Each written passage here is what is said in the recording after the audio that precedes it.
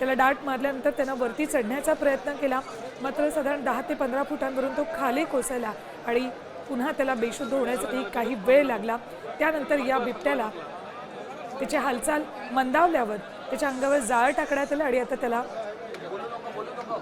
पिंजराबंद केलं जातंय, त्याची प्रक्रिया सुरू आहे।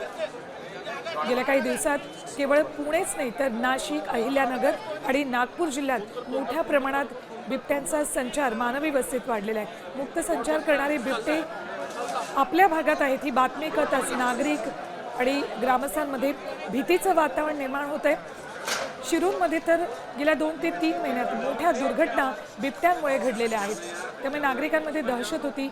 हे मुद्दे थेट अधिवेशनापर्यंत, हिवाळी अधिवेशनापर्यंत पोहोचलेले आहेत। अधिवेशनात या बिबट्यांचे पडसाद उमटलेत आणि आता राज्यात बिबट्यांची वाढती संख्या आटोक्यात कशी आणता येईल यासाठी म्हणून अनेक उपाययोजना सुद्धा सुचवल्या जात आहेत। त्यातच वनमंत्री गणेश नाईक यांनी इतर 2 महत्त्वाच्या उपाययोजना सुचवल्यात, त्यातली एक म्हणजे बिबट्यांची नसबंदी। मात्र बिबट्यांची नसबंदी हा कायमस्वरूपी उपाय नाही आहे किंवा मग नसबंदीनंतरही बिबटे शहरी भागात, मानवी भागात येतीलच, त्यामुळे त्यांच्या संख्या वाढीला जरी काही काळापुरता अटकाव बसणार असला तरी सुद्धा बिबट्यांची दहशत कमी होणार नाही, त्यांचा मानवी वस्तीतला संचार कमी होणार नाही। तर कालच अधिवेशनादरम्यान वनमंत्री गणेश नाईकांनी आणखी एक उपाय सुचवला, तर तो म्हणजे 1 कोटीच्या बकऱ्या खरेदी करा आणि त्या जंगलात सोडा, म्हणजे हे बिबटे बकऱ्यांची शिकार करतील आणि शहरात येणार नाहीत, असा एक उपाय त्यांनी सुचवला होता। मात्र हा उपाय सुद्धा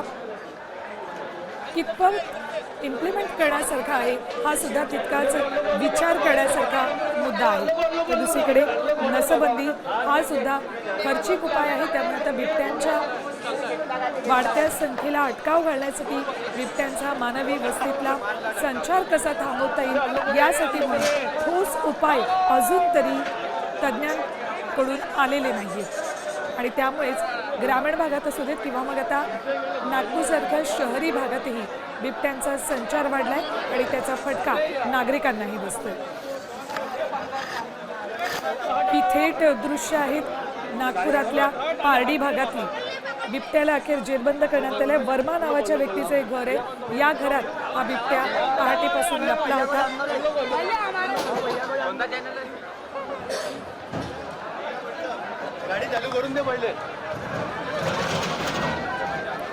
अखेर या बिबट्याला जेरबंद करण्यात, पिंजरा बंद करण्यात यश आलेलं आहे। पिंजऱ्यातून या बेशुद्ध अवस्थेतल्या बिबट्याला आता घेऊन जात आहेत।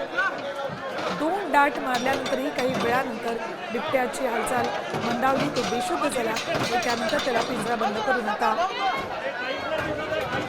रेस्क्यू सेंटरमध्ये घेऊन जात आहेत। महाराष्ट्रातल्या बिबट्यांच्या वाढत्या संख्येपुढे रेस्क्यू सेंटर्सही कमी पडायला लागलेत, त्यामुळे आता या बिबट्यांची संख्या कशी रोखता येईल, त्यांचा मानवी वस्तीतला वावर कसा कमी करता येईल याचा सध्या विचार वन विभाग वनमंत्र्यांचं खातंही करते।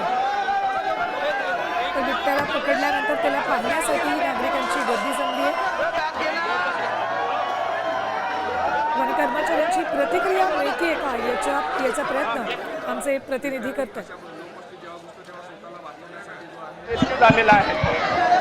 थांबा 5 मिनिट। एक थोडीशी माहिती, प्राथमिक माहिती, किती डाट मारण्यात आले, किती डाट मारण्यात आले? एकच डाट मारलेला आहे, रेस्क्यू झालेला आहे, व्यवस्थित रेस्क्यू झालेला आहे, रिव्हर्सल देऊन राहिलो आहे त्याला। आता किती वयाचा हा बिबट होता आणि आता लगेच सांगता येणार नाही, त्याचा इन्व्हेस्टिगेशन झाल्याशिवाय आपल्याला आता लगेच काहीच सांगता येणार नाही। काय वाटतं दादा, तो 2 दिवसापूर्वी कापसी भागात दिसला, तोच बिबट्या असावा असं वाटतंय का? अजून काही नक्की सांगता येत नाही, आपल्याला कन्फर्म करून घ्यावं लागेल। जे आपण कॅमेरा ट्रॅप वगैरे लावले होते त्याच्या आणि याच्या म्हणजे फोटोग्राफ मिलन करून आपण मग काय नक्की होते ते थोड्या वेळाने तुम्हाला आम्ही सांगतो। बिबट्याचा संचार वाढत आहे, बिबट्याचा संचार वाढत आहे। आज किती चॅलेंजिंग जागा ज्या ठिकाणी लपलो तर चॅलेंजिंग येत नव्हतं? भरपूर चॅलेंजिंग होतं, कारण दाट वस्ती आहे आणि लोकांची गर्दी जी ॲक्च्युली व्हायला नाही पाहिजे। तर अधिवेशनाचा काय आहे, पोलीस प्रशासन लिमिटेड आहे, आमचे पण लोक लिमिटेड आहे, तर त्याच्यामुळं या सगळ्या गोष्टी होतात. ते पडला rescue झाला बा, वाटतं का बिबट्या हो. पडला होता rescue? नाही नाही व्यवस्थित व्यवस्थित रेस्क्यू झालेला आहे. तो त्याचा स्वभाव असतो, त्याला काही कुठलंही काही अनपेक्षित गोष्ट घडली तर तो जागा सोडतोच. नाही काहीच नाही एकदम व्यवस्थित असतो. वन्यजीव मानद अविनाश लोंढे